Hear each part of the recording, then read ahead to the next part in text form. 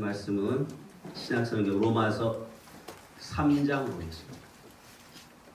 로마서 3장 20절 한 절만 보겠습니다. 243쪽이 되겠습니다. 243쪽 로마 3장 20절입니다.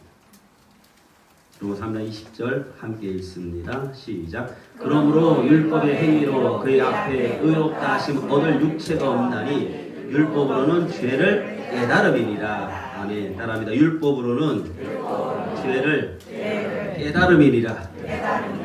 오늘 이 말씀이 우리 모두에게 주시는 주의 은혜와 축복의 말씀이 되기를 주님의 이름으로 축복합니다. 옆에 계신 분 보시고 잘 오셨습니다. 축복합니다. 자, 계속해서 우리가 로마서 말씀을 드리는데요. 율법은 누가 주신 것입니까? 율법은 하나님이 주신 것입니다. 하나님이 주셨기 때문에 그 율법을 잘 지켜나가야 됩니다. 그런데 모든 사람들은 율법을 잘 지키지 아니하고 어떻게 지키느냐? 적당히 지키려고 합니다. 여러분, 유대인들 가운데 하나님의 율법을 잘 지키려고 하는 사람들이 생겨났습니다. 야, 하나님 우리에게 말씀 주셨는데 우리가 그 말씀을 적당히 지키면 되겠냐? 우리가 정말 하나님의 말씀을 온전히 한번 잘 지켜보자. 이래서 그 사람들이 이제 모여요. 한 명 모이고 두 명 모이고 자꾸 모여서 율법을 정말 잘 지키려고 하는 사람들의 모임이 바로 뭐냐? 바리새인들이다 그 말이에요. 그래서 이 바리새라는 말은 뭐냐 하면 구분되었다, 분리되었다 그 말이에요. 그러니까 이 사람들은 우리는 너희들과 같이 않아. 우리는 구분되어서 분리되어서 우리는 누구보다 율법을 잘 지킬 거야 라고 하는 사람들이 바리새인들이에요. 사실은 이게 잘못된 건 아니지요. 여러분, 하나님의 말씀을 잘 지키려고 하는 사람들이 모여있는 것처럼 귀한 게 어디 있습니까? 근데 이제 문제가 생겼단 말이에요. 하나님의 말씀을 잘 지키면 잘 지킬수록 우리에게는 어떤 현상들이 일어나야 되느냐면 나의 연약함을 깨달아야 된다는 거예요. 야, 내가 정말 별거 아니구나. 내가 정말 죄인이구나. 그럼에도 불구하고 하나님께서 이 율법을 잘 지킬 수 있는 은혜와 능력을 내게 허락해 주셨구나. 이게 이제 정상적이라는 거예요. 그런데 바리새인들은 어떤 모습을 가졌느냐 하면 우리는 다른 사람보다 율법을 잘 지키지. 우리는 다른 사람보다 하나님의 말씀을 잘 지키지. 교만함이 그들에게 들어가기 시작합니다. 이렇게 내가 다른 사람보다 우위에 있고 다른 사람보다 말씀을 잘 지킨다고 생각하는 사람들이 자기가 잘 지키는 것을 자랑을 했다 이 말이에요. 그래서 예수님 당시에 가장 신랄하게 비판받은 사람들이 누구냐 하면 바리새인들입니다. 아니, 하나님 말씀을 잘 지키겠다는 사람들이 뭐가 잘못됐어요? 무슨 문제가 있어서 예수님이 그들을 책망합니까? 예수님이 바리새인들을 책망할 때 이렇게 책망합니다. 이 외식하는 자들아, 이 위선자들아. 이 말의 의미를 아시겠죠? 그들은 그 율법을 지켜나가면서 위선적으로 지켰고 외식함으로 지켰다는 거죠. 이 외식한다는 것은 다른 사람에게 보여주기 위함이었다는 거죠. 유대인들은 세 가지를 반드시 해야 됩니다. 하나는 기도하는 일이고 또 하나는 구제하는 일이고 또 하나는 금식하는 일이에요. 유대인은 이 세 가지를 철저하게 해야 됩니다. 그런데 이들이 구제하고 기도하고 금식하는 것은 누구보다 귀한 일이잖아요. 하나님의 사람이 기도도 해야 되고 금식도 하고 구제도 하는 것 당연한 일이다 이 말이에요. 그런데 이들이 어떻게 했느냐 하면 내가 금식하고 내가 구제하고 내가 기도하는 것을 사람들 앞에 자랑했다 그 말입니다. 제가 늘 우리 교회에서 여러분들에게 말씀을 드리는 것은 내가 하나님의 말씀을 잘 지키고 내가 누구보다 하나님의 뜻을 잘 이룰수록 우리가 해야 될 일이 있다는 거예요. 그것은 나를 자랑할 것이 아니라 그 일을 하게 하신 하나님께 영광을 돌려야 된다는 거예요. 이 바리새인들이 얼마나 율법을 잘 지키려고 노력을 했느냐면 그들은 늘 모여가지고 연구를 하기 시작합니다. 하나님이 주신 이 율법을 어떻게 하면 잘 지킬 수 있을까? 그래서 예를 들면 제4계명에 보면 안식일을 기억하여 거룩히 지켜라. 이 말씀을 가지고 그들이 막 쪼개기 시작합니다. 그래서 바느질을 하거나 농작물을 거두거나 곡식을 까부수는 일을 하거나 빵 굽는 일을 하거나 양털 깎는 일을 하거나 항아리에 물 붓는 일, 이런 거를 전부 다 기준을 정해놓고 했다라는 거예요. 그러니까 그렇게 율법을 기준을 정할수록 무슨 문제가 생길까요? 사람은 그 율법에 얽매이게 된다라는 것입니다. 여러분, 우리가 율법주의자와 하나님의 복음을 받아들인 자들에게 예수님이 무슨 말씀하시느냐? 진리가 너희를 자유하게 하리라 그랬다. 그런데 이 바리새인들은 스스로 율법에 갇혀가지고 자유한 삶을 살아가지 못하는 거예요. 오늘날 교회 안에서도 이런 사람들이 참 많습니다. 특별히 예를 들어 40일 작정 금식 기도를 작정을 해놨다. 여러분, 우리가 작정을 하고 하는 거는 굉장히 중요한 것 중에 하나예요. 왜냐하면 내가 작정을 한다는 것은 하나님 앞에 결심하고 결단하고 내 의지를 하나님께 드리는 거예요. 그러니까 내가 뭔가 결심을 하고 결단하고 작정하는 것은 대단히 귀한 일이잖아요. 그런데 우리가 작정하면 할수록 우리는 거기에 뭐 하게 됩니까? 얽매이게 된단 말이에요. 그래서 뭔가 내가 40일 동안 새벽 기도를 하기로 작정했는데 어떻게 하다 내가 하루를 빠졌어. 그러면 우리는 그 하루 빠진 것 때문에 전혀 자유하지는 못하는 거예요. 심지어 어떤 사람은 뭐 아주 좀 거룩한 사람은요, 하루 빠지면 그날부터 다시 시작을 해요. 그러니까 자기가 자기의 올부에 빠져버린다라는 거예요. 근데 과연 하나님께서 그걸 기뻐하실까? 여러분, 우리가 40일을 작정해서 그걸 잘 지킨다는 것은 대단히 중요한 거예요. 할 수 있으면 그렇게 해야 됩니다. 그런데 어떻게 하다 보면 우리가 연약한 인간이기 때문에 40일 중에 하루를 빠질 수 있다 이 말이에요. 뭐 몸이 아플 수도 있고. 그러면 그것 때문에 내가 얽매여 있으면 안 된다는 거죠. 하나님은 나의 연약함을 누구보다 잘 알고 계시니까, 하나님, 제가 40일을 작정했는데 하루 빠졌습니다. 이틀 빠지게 됐습니다. 그럼 하나님이 야 이놈아, 네가 작정해놓고 그러면 돼? 이렇게 하실까요? 아니라는 것입니다. 너 정말 애썼다. 그러니까 우리 마음이 좀 불편하면 40일 끝나고 이틀 더 나오면 되잖아요. 이게 진리 안에서 자유한 거지. 우리 스스로가 뭔가, 그러니까 바리새인들은 늘 다른 사람에게 보이고 위선을 떨어야 되고 외식을 해야 되는 거예요. 왜? 우리는 율법을 잘 지키는 누구니까? 바리새인이니까. 이렇게 자기들의 이름도 구분했다, 분리했다라고 바리새인이라는 이름을 갖고 있으니까 이들은 누구보다 행동에 제약을 받게 됐고 다른 사람 앞에서는 아주 거룩한 척 해야 된다는 거죠.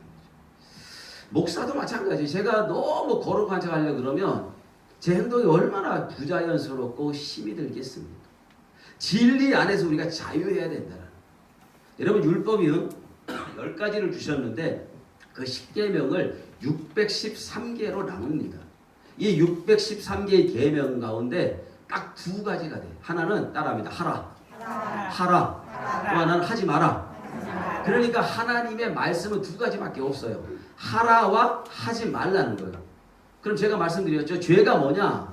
죄는 하라는 것을 안 하는 게 죄고 하지 말라는 것을 하는 게 죄예요. 그러니까 죄가 뭐냐? 도둑질입니다.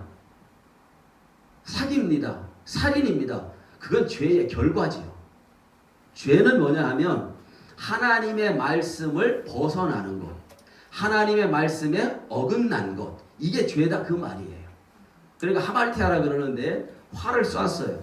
그러면 그 화살이 관역에 가서 맞아야 되는데 그 관역을 벗어나서 다른 데 가서 맞았다 이 말이에요. 자, 기차 2 레일이 있잖아요. 기차가 이래 레일 쭉 올라가는데 제가 수요일에도 말씀을 드렸는데 마스크 쓴 눈 쳐다보기가 겁나게 나도 불편해. 그 졸고 있는 눈을 보면 더 힘들어. 그러니까 마스크 쓸수록 눈을 크게 떠야 돼. 이거 목사님 좋아요. 정 안 되면 내일 수술을 해. 앞트림도 하고. 그러니까 마스크 쓰고 눈 감고 이렇게 눈을 안 뜨면 아주 보기가 은혜롭습니다. 그러니까 마스크 쓸수록 저를 보셔야 돼요. 자, 기차가 가다가 탈선을 해버렸단 말이에요. 그러니까 하나님의 말씀의 관역에 가야 되는데 그 하나님의 말씀을 벗어난 것이 뭐다? 죄다 그 말이에요. 그래서 하나님의 말씀은 613가지지만 2개로 구분하면 하나는 하라, 또 하나는 하지 마라 그 말이에요. 하라라는 계명은 몇 가지냐? 따라합니다. 2, 4, 8. 2, 4, 8. 9다 내우시죠? 2, 4는 8. 맞죠? 나 수학을 잘 못해서 갑자기 헷갈리네. 2, 4는 뭐요? 248 맞대. 그럼 맞은 거네. 248 외우기 쉽잖아요. 그래서 248가지가 하라라는 말씀이에요. 그럼 613에서 248을 빼면 얼마게요? 365개입니다. 그래서 1년은 365. 하루에 한 번씩 하지 말라는 거예요. 그러니까 오늘 우리가 이 말씀을 잘 묵상하면서 나는 오늘 아침에 일어나서 어떤 일을 하지 말을까? 이렇게만 내가 살아가도 굉장히 우리가 정결하게 은혜롭게 살아갈 수가 있는 거예요. 또 반대로 나는 아침에 일어나서 하루에 한 가지는 어떤 일을 해볼까? 이게 바로 하나님의 말씀을 갖고 묵상하는 거예요. 우리의 신앙과 우리의 믿음이 성장되는 비결은 늘 하루에 한 가지씩 내가 무슨 일을 하지 말아갈까? 그리고 어떤 일에 있어서 그 말씀이 기억이 되는 거예요. 여러분 잠언은 30장으로 되어 있잖아요. 잠언은 우리 인간에게 주시는 하나님의 놀라운 지혜의 말씀이거든요. 이게 매일 하루에 한 장씩만 읽어도 우리 인생의 삶이 얼마나 풍요해지는지 모른단 말이에요.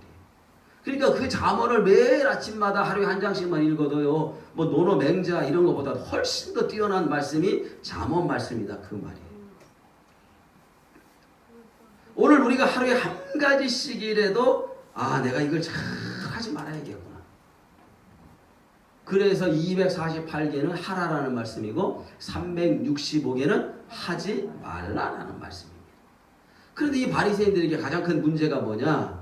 율법을 잘 지키게 되었을 때 저들은 무엇보다 이 일을 잘할 수 있는 은혜를 주신 하나님께 뭐 해야 돼요? 감사해야 되는 거예요.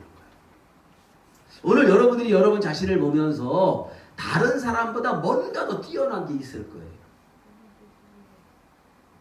다른 사람보다 뭔가 더 뛰어난 게 있어요.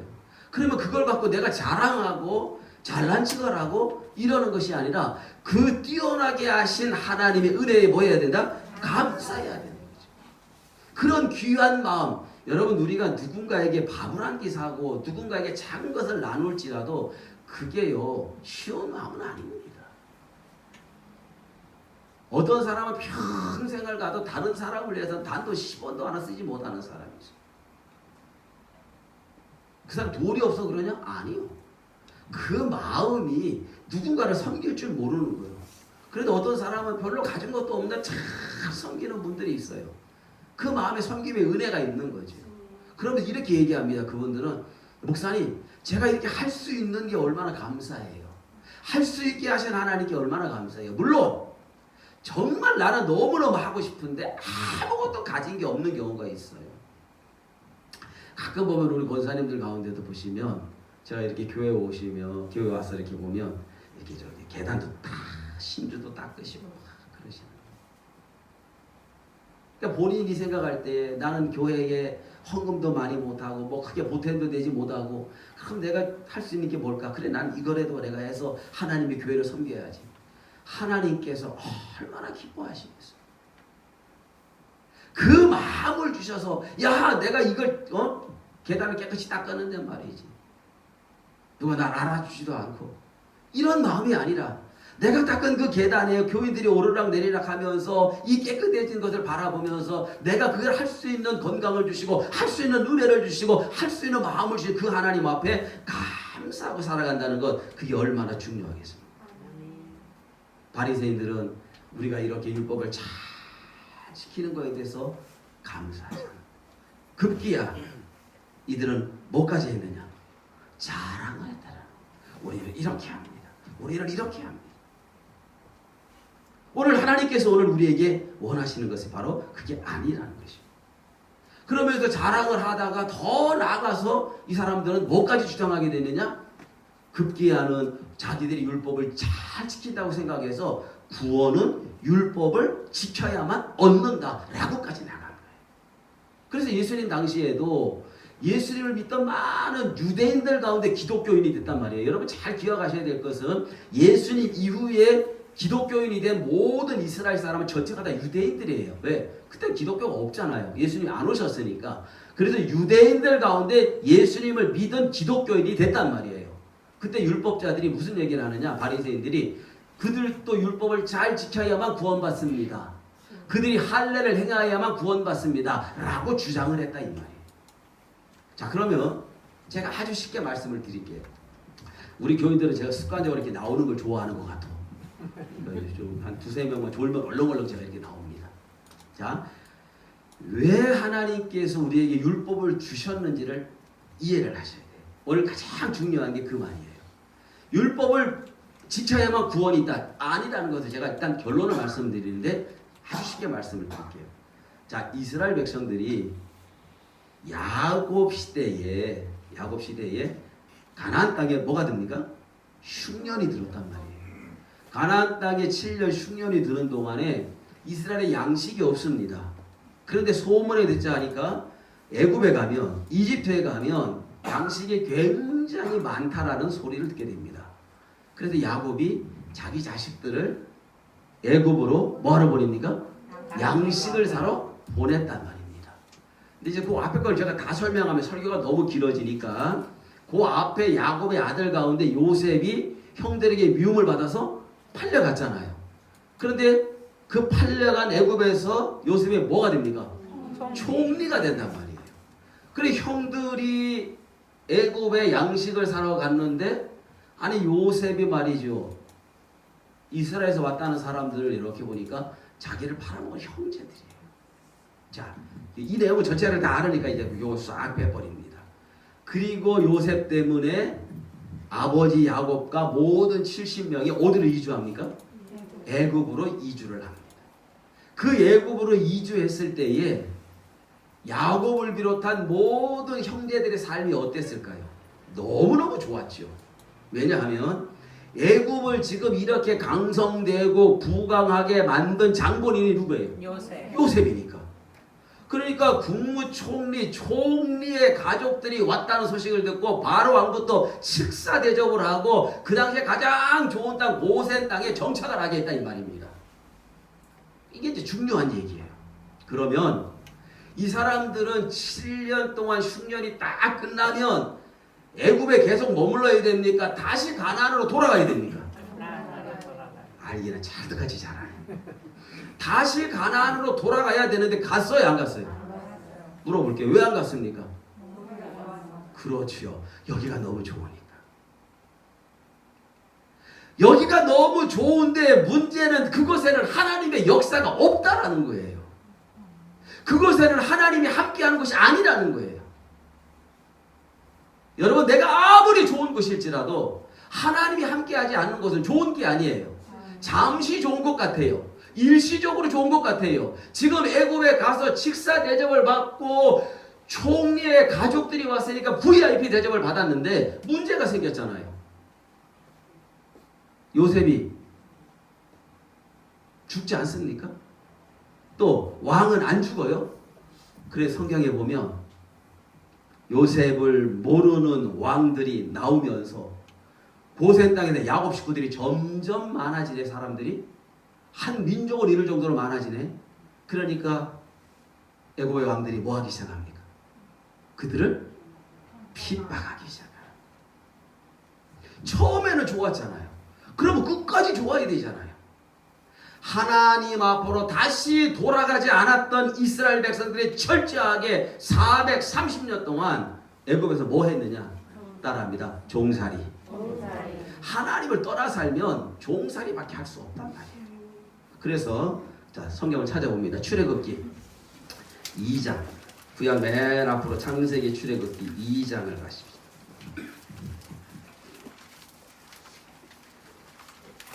출애굽기 2장. 창세기 출애굽기 2장 23절 보세요. 23절 찾으셨습니까?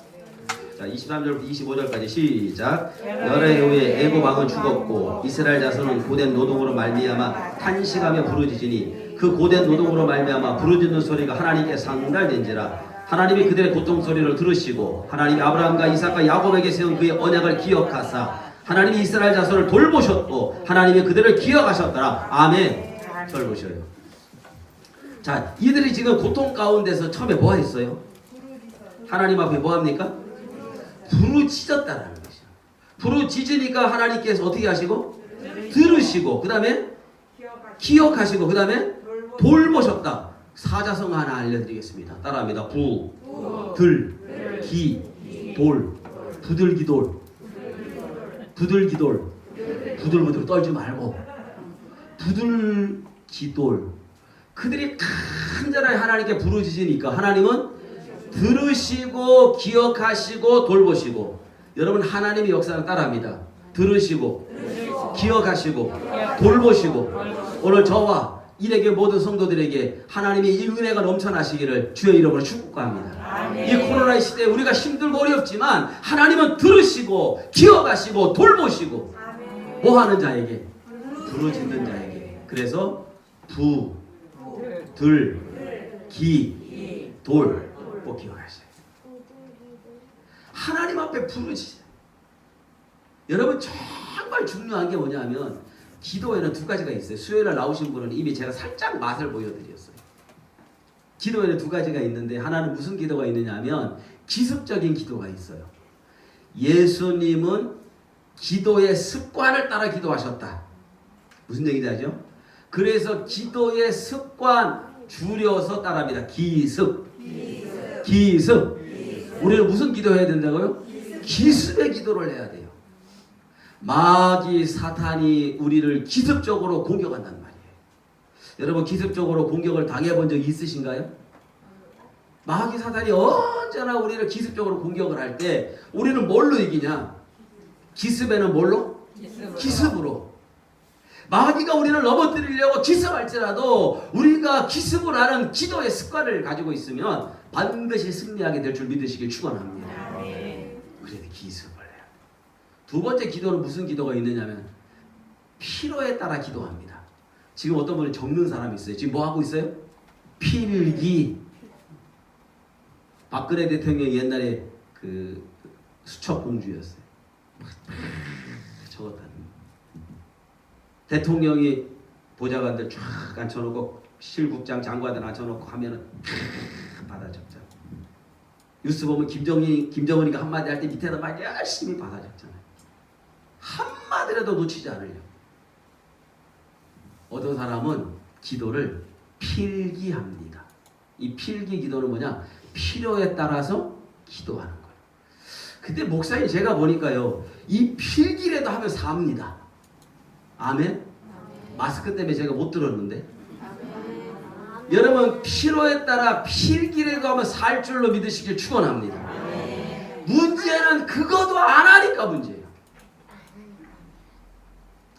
가끔 보면 교회 오셔서 작정하고 오시는 분들이 있어요. 기도하고. 그래서 저분 무슨 기도를 좀 할까. 목사한테 얘기하면 제가 함께 이렇게 제 아내하고 기도해 줄 수가 있는데 이렇게 작정하고 기도하시는 분들이 있어요. 제가 종종 말하지만 어느 날 기도하러 안 오는 분이 새벽 기도 오면 목사는 가슴이 철렁한다. 무슨 기도 제목이 있어서 왔지? 여러분 늘 새벽 기도를 안 하는 사람은 필요가 없으면 기도를 안 해요. 새벽에. 그런데 그 사람이 어떻게 오늘 새벽에 나오셨느냐고. 이제 두 종류가 있어요. 하나는 잠이 안 와서 왔습니다. 할렐루야야. 잠이 안 와서 왔구나. 그런데 목사님 제가 이번에 우리 아이가 이렇게 대학도 들어가야 되고 고등학교도 들어가야 되고 어떤 경우 뭐 집도 팔아야 되고 뭐 이렇게 남편의 여러 가지 일도 있고 그래서 작정하고 기도합니다. 아 그래요? 그것도 귀하지요. 필요에 따라 기도하는 것도 대단히 중요하다. 오늘 지금 이 이스라엘 백성들이 애굽에서 필기라도 안 했으면 부르짖지라도 안 했으면 그들은 계속해서 거기서 노예로 살아갈 수밖에 없었다는 것이죠. 부르짖으니까 하나님은 들으시고 그 들은 걸 기억하시고 이스라엘 백성 어떻게 하셨다? 돌보셨다는 거예요. 그래서 하나님은 모세를 세우셔서 드디어 이스라엘 백성들을 출애굽을 하게 합니다. 자 이제 중요한 말씀이 나갑니다. 이스라엘 백성들을 애굽에서 출애굽을 하는 그 구원을 이루실 때에 이스라엘 백성들이 율법을 지켜서요 아니면 하나님의 은혜요? 그렇죠. 만약에 율법을 지켜서 구원을 받는다 그러면 이스라엘 백성들에게 먼저 율법을 주셔야 돼. 너희가 율법을 잘 지키나 안 지키나 보고 잘 지키면 내가 구원시켜 줄게. 그런데 이스라엘 백성을 먼저 하나님의 값없는 은혜로 구원을 시키고 출애굽을 시키고 출애굽기 20장에 보면 시내산에서 그때 하나님은 모세에게 율법을 주셨다. 내가 너희를 구원했으니 구원받은 너희는 어떻게 살아야 되느냐? 하나님의 말씀을 지키고 살아라. 그 말씀을 지키고 살아라. 그래서 절대로 율법은 내가 그걸 지켜서 구원을 얻는 것이 아니라는 거예요. 그러면 하나님께서 율법을 왜 주셨느냐? 율법의 목적이 있잖아요. 여러분 오늘 말씀에 굉장히 중요한 얘기죠. 여기서부터 다 합니다. 율법을 주신 목적이 있어요. 제가 허리가 좀 아파갖고 병원을 갔더니 의사가 가장 먼저 저보고 어디 아프냐고 그래서 뭐 여기 좀 이렇게 아프다고 그랬더니 가서 엑스레이를 먼저 한번 찍어보라는 거예요. 그래서 엑스레이를 찍었어요. 엑스레이를 착 보더니 목사님 엑스레이 상에는 뭐 큰 문제가 없는데 이렇게 끝에 가서 뾰족뾰족 이렇게 나온 게 약간 디스크 이제 약간 시초가 되려 그럽니다. 엑스레이. 그렇게라도 엑스레이에서 나오면 다행인데 그것도 안 나오면 이제 그 다음에 뭐 합니까? MRI나 CT를 찍죠. 왜 찍어요? 어디가 문제가 됐고 어떻게 문제가 됐고 왜 문제가 됐는지를 알기 위해서 먼저 뭐부터 하는 거예요? 검사부터 하는 거예요. 자, 굉장히 쉬운 말씀을 제가 드립니다. 엑스레이나 MRI나 CT는 검사기구요, 치료기구요. 만약에 여러분 어떤 병원에 우리 병원에 최신 엑스레이 기기가 들어왔습니다. 이 엑스레이 기기로 여러분 뼈 다 붙이고 어긋난 거 딱 맞춰줍니다. 그 병원 가짜요, 진짜요? 가짜죠. 우리 병원에 최신 검사 기구가 들어와서 검사를 잘 할 수 있습니다. 엑스레이나 CT나 MRI는 검사 기구지 치료 기구가 아니다 그 말이에요. 율법은 내가 그 율법에 비춰보니까 내가 죄인이구나. 그래서 율법을 지키고 율법을 알면 알수록 우리는 뭘 알게 되느냐? 내가 죄인이네. 내게 허물이 많네. 내가 이거밖에 안 돼? 그래서 예수님 앞으로 이끌어갈 수 있다는 거예요. MRI나 CT를 찍어서 검사의 결과가 나온 것 따라서 치료하고 수술을 받든지 시술을 받든지 약물 치료를 하든지 의사가 결정하는 것처럼 오늘 율법의 역할은 우리를 검사하는 역할을 합니다. 저는 지금까지 살면서 제 나름대로 저는 노래도 참 그래도 한다. 물론 요즘에 나오는 트로트 7명보다 못하지만 그래도 제가 뭐 노래방 가본 지는 30년도 더 됐어요. 20대 때나 가본 일이 별로 없는 것 같은데 그때 노래방 가면 나는 95점을 내려 맞아본 적이 없어. 왜? 목소리가 크잖아. 노래방에서 점수를 잘 나오는 방법은 글자를 따박따박 따라하면서 소리만 지르면 나와. 나 100점도 많이 나왔어요. 난 나름대로 제가 착각을 하고 노래를 잘하는 줄 알고 설교 시간에도 한 곡조씩 막 뽑잖아. 그럼 또 사람들이 목사가 뽑으니까 그냥 목사인데 아우 잘한다 은혜롭다 그런다. 난 착각하고 살았어. 근데 어느 날부터 어느 목사님이 저보고 그래요. 김 목사 냅다 지르지 좀 말어. 왜 기분 나쁘더라. 잘한다 그러면 좀 좋아. 냅다 좀 지르지를 말래. 내가 평생 이 작은 교회 목회를 하면서 습관이 된 거예요. 여기 뭐 나를 도와서 찬양할 수 있는 사람도 없고 하니까 그냥 소리를 벅벅 질러가는 스타일대로 했단 말이에요.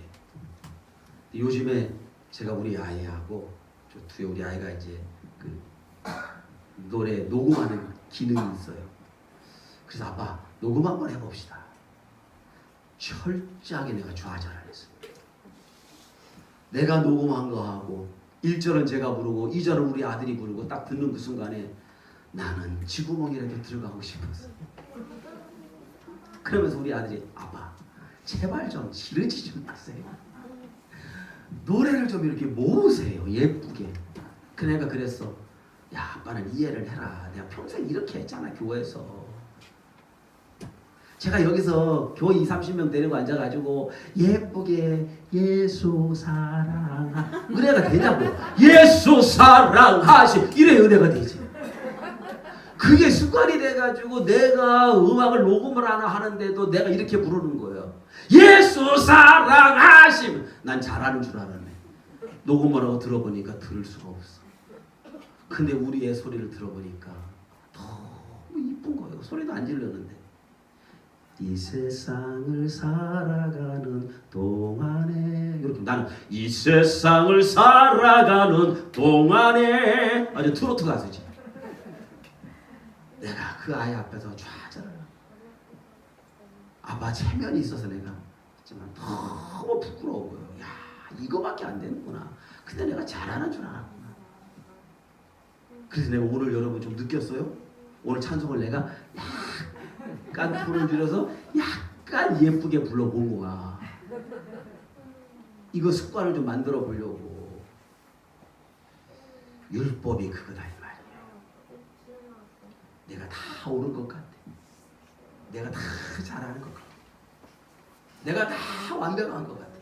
근데 하나님 말씀에 딱 비춰보니까 내가 정말 형편없는 거예요. 진단 기구에 탁 들어가 보니까 내 상태가 그대로 적나라하게 탁 드러냈단 말이에요. 그래서 우리 아들이 그래요. 아빠 여기 유명한 보컬 명강수가 아빠 아들인데 일주일에 한 번씩 와서 저한테 내가 잘 가르쳐 줄 테니까 배우세요. 솔직히 배우고 싶은 마음 굴뚝 같은데 자존심 상해서 아들한테 배우다가 부자시간에 끊어질까 봐. 참. 근데 오늘 제가 이 말씀을 이렇게 준비하다가 그렇구나. 우리는 할 수 있는 모든 것이 하나님의 은혜로 사는데 아멘. 이 모든 것이 주의 은혜인데 아멘. 우리는 착각하고 살아가는 거예요. 내가 잘하는 게 아니에요. 내가 능력 있는 게 아니에요. 나보다 능력이 뛰어난 사람 앞에 보면 없네 내가 기가 죽는 거야. 그래서 우리 아이가 녹음을 해서 저한테 하나 보내준 게 있어요. 1절을. 그 제가 부르고 우리 아이가 부르고 2절은 우리 아이가 거기다 음악을 집어넣어서 같이 이렇게 불렀는데요. 내가 좀 자랑질을 좀 하는 편이라서 웬만하면 여러분한테 보내드릴 텐데 보낼 수가 없네. 그 전에 보냈던 건 내가 교만해서 보내서 잘하는 줄 알고. 그런데 부끄러운 거죠. 제가 더 열심히 연습해서 잘 부른 다음에 이 세상을 살아가는 동안에 이렇게 부른 다음에 정말 잘하는 사람들 앞에 보면 부끄러운 거죠. 여러분 진단기구가 치료하는 게 아니에요. 사람들에게 믿음이 중요하냐 행위가 중요하냐 이렇게 물어보면 대부분 행위가 중요하다는 거예요. 왜? 아니 믿음으로 어떻게 값없이 예수 믿는 그 구원받은 게 너무 싸거든. 뭔가 그래도 우리가 뭐를 해야지 뭘 어떻게 해야지 그게 그래도 괜찮아 보이잖아요. 아니에요. 기독교의 근간은 믿음이에요. 예수님께서 야 너희 어떻게 하면 구원받냐. 제가 행위로 구원받았습니다. 그럼 내 의가 드러나는 거예요. 그럼 하나님은 아무것도 없잖아요. 하나님의 은혜가 아무것도 없잖아요. 죄도 내가 짓고 구원도 내가 해. 이 말이 됩니까? 인간은 죄를 지을 뿐이고 구원은 하나님께만 있는 줄 믿으시기를 주님의 이름으로 축복합니다. 그래서 마지막 결론입니다. 바울은 율법을 따라합니다. 몽학 선생. 무슨 선생이요? 몽학 선생이라고 말합니다. 이 몽학 선생이라는 번역을 왜 우리는 몽학 선생이라는 번역이 있는지 모르겠는데 이 몽학 선생이란 말은 뭐냐면 그리스 시대에 아이가 16살 꼭 기억하셔야 됩니다. 몽학 선생이 뭔지를 아셔야 돼. 왜 율법은 그리스도 앞으로 인도하는 몽학 선생이라 그랬느냐. 이게 이제 결론이에요. 몽학 선생이란 말은 뭐냐면 그리스 시대에 16살 성인이 되기까지 그 아이가 학교를 가거나 모든 일들을 제반 돌봐주면서 그 아이를 잘 돌봐주는 노예가 몽학 선생이에요. 첫 번째. 두 번째로는 우리로 얘기하면 가정교사 같은 역할이에요. 아이가 어느 정도 성장될 때까지 세상에 자기가 알고 있는 이런 모든 지식들이나 이런 모든 것들을 그 아이에게 잘 가르쳐주는 가정교사가 되는 거예요. 그런데 이 가정교사는 몇 살까지 한다고 했어요? 성인이 되기 전까지니까 한시적이다 그 말이에요. 이 한시적이라는 말을 기억하셔야 됩니다. 율법은 한시적인데 그 한시적인 기준이 누구다? 예수 그리스도라는 거예요. 그러니까 몽학 선생은 율법은 한시적으로 우리를 그리스도 앞으로 인도하는 몽학 선생. 여기까지 이해가 가세요? 이해가 가십니까? 그러니까 율법은 그리스도 앞으로 나를 인도하는 그 아이가 16살 때까지 돌봐주는 역할을 하는 게 뭐다? 율법이다 그 말이에요. 그래서 바울이 율법을 뭐라고 얘기했다? 몽학 선생이라고 얘기했단 말이에요. 이게 이해가 가셔야 돼요. 앞으로 성경을 읽다가 바울이 몽학 선생이라 제가 몽학 선생 설명을 해드렸어요. 성인이 되기 전까지 돌봐주는 역할 그 다음을 하는 게 아니에요. 그럼 이 노예가 주인집 아들을 내가 가르친다 그리고 내가 학교를 데리고 다닌다 그래서 그 위에 올라설 수 있다 없다? 없는 거죠. 내가 그 아이를 데리고 돌봐주고 내가 그 아이에게 학문도 좀 가르쳐 줄 수 있어도 그 주인 아들이에요. 오늘 주님께서 저와 여러분들을 하나님의 우리의 주인 되시는 하나님의 자녀로 만들어 준 줄로 믿으시기를 축복합니다. 그래서 율법이 우리를 잘 이끌어가는 몽학 선생까지 역할을 하고 그 다음에 그 율법을 통해 내 죄를 깨닫고 내가 그리스도 앞으로 나아가는 것입니다. 여러분 우리는 은혜 가운데 살아가야 돼요. 내가 하는 모든 삶이 은혜예요. 은혜로 충만하기를 주의 이름으로 축원합니다. 양평에 30년 전에 목회할 때 만났던 목사님 우리 교회하고 30분 정도 떨어졌어요. 제가 그때는 뭐 30대 초반이니까 우리 통합교회가 45개가 있었거든요. 가장 젊은 목사예요. 노예가도 가장 젊은 목사예요. 왜? 그때는 다 부목사르지 담임 목사는 나이가 아니에요. 근데 그분이 이제 한 분이 저를 물론 뭐 45개 교회 목사님들과 정말 친하게 지나고 제가 막내니까 또 일도 많이 해주고 근데 그분이 저를 굉장히 좋게 보시는 것 같아요. 그리고 불과 한 2년 정도 양평에서 같이 있다가 그분은 몸이 건강히 안 좋아서 교회를 사임하고 제주도로 가셨어요. 그래서 한라산 중턱에 있는 기도원을 하나 이렇게 사가지고 거기서 건강 관리를 해요. 너무 감사한 것은 아내가 고등학교 선생이기 때문에 그냥 돈은 아내가 벌고 목사님은 건강 관리만 하시면 되는 거예요. 그리고 저는 그분이 제주도로 가고 저는 이쪽으로 와서 이제 인천에 와서 일회교회를 하게 됩니다. 그리고 뭐 그냥 한 번씩 전화 연락만 하고 한 10년 전에 제가 제주도로 한번 갔을 때 그 기도원을 한번 가봤어요. 너무 좋더라고. 계곡도 있고. 그러면서 목사님 교회 들어오면 뭐 언제든지 와서 쓰셔도 됩니다. 뭐 그 정도 관계예요. 그리고 제가 이제 늘 글을 보내서 이렇게 보내주고. 근데 그분이 한 3일만 안 보내고 왜 안 보내느냐고 말이죠. 나 잊어먹었느냐고. 그래서 자기가 제 글을 보면 늘 은혜를 받는다. 지난주에 전화가 왔어요. 주소 좀 하나 보내주세요. 우리 집 주소를 보냈어야 되는데 우리 교회 주소를 보냈고 한라산 중턱에 자기가 알고 있는 사람이 꿀을 하는데 꿀을 하나 보내겠대. 난 요만 한 병 이렇게 올 줄 알았어요. 택배 아저씨가 그날 죽는 줄 알았을 거야. 내가 들지도 못해. 한 말을 여기다 갖다 내려주고 하는데 내가 그걸 들고 우리 사무실까지 가다 허리가 삐끗할 정도로 무거워. 그러면서 한라산의 가장 좋은 잡꿀 중에 하나인데 목사님 드시고 건강했으면 좋겠습니다. 할렐루야. 내가 뭐 잘나갖고 그걸 받았어. 내 행위가 그분에게 좋아서 받은 거예요. 제가 마음속으로 야 그래 내가 이 정도 하니까 저 사람이 아니에요. 그 꼴을 받는 그 순간에 전적인 하나님의 은혜인 거예요. 내가 뭘 그걸 받을 자격이 있느냐고. 우리는 그렇게 살잖아요. 지난주에 참 귀한 일이 있었어요. 밤 10시쯤 되는데 제 아내가 전화가 받더니 집에 막 내려가 좀 이따 올라와갖고 부육 박스 하나 복줄 하나 갖고 와서 저를 주어요. 보니까 편지가 써있어. 우리 교인 가운데 늘 오지 못하는데 편지를 하나 썼어. 돈도 좀 넣었더라고. 이걸 이제 헌금했습니다. 이렇게 썼어요. 존경하는 목사님, 코로나 때문에 교회는 못 나오고 있지만 늘 존경하고 사랑합니다. 건강하셔요. 축복합니다. 제가 얼마나 위로가 되든지. 야, 그 작은 그 편지 하나가 제 마음의 위로가 돼요. 그게 은혜잖아요. 내가 뭐라고? 이 목사가 뭐라고? 은혜로 사는 거예요. 우리 모두 은혜로 충만하기를 축원합니다. 내가 자랑할 것이 하나도 없는, 내가 잘나서 된 것이 하나도 없는 거예요.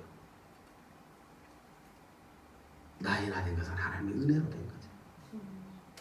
오늘 하나님이 은혜로 나를 부르셨고, 그래서 제가 목사 한 수 받으면서 20여 명 같이 받을 때 내가 막 혼자 울었어요. 왜? 같은 인생의 목사가 됐다는 게. 요즘 가장 괴로운 게 제 눈에 눈물이 자꾸 사라진다는 거죠. 제 눈에 애통하는 마음이 자꾸 없어진다는 거예요. 어쩌면 저도 너무 교만해졌단 말이에요. 하나님의 은혜를 망각하면 우리는 교만할 수밖에 없습니다. 따라합니다. 나의 나 된 것은 하나님의 은혜로다. 그럼 율법을 비추어서 내가 주인임을 깨닫고 예수 그리스도 앞으로 나가고 그 그리스도를 통해서 구원받고 구원받은 하나님의 자녀는 날마다 은혜 가운데 살아가고, 그래서 우리의 입에서 날마다 고백하는 것은 하나님 오늘도 주의 은혜로 삽니다. 크게 따라합니다. 하나님 오늘도 주의 은혜로 삽니다. 내일도 주의 은혜로 삽니다. 내 일평생 주의 은혜로 살길 원합니다. 살아계신 아버지 하나님 감사합니다. 주의 은혜로 살 수 있게 하시니 감사합니다. 지금까지 지내온 것 주의 크신 은혜라. 날마다 주의 은혜로 살아가는 우리 모두 되게 하여 주시옵소서. 예수님의 이름으로 기도합니다.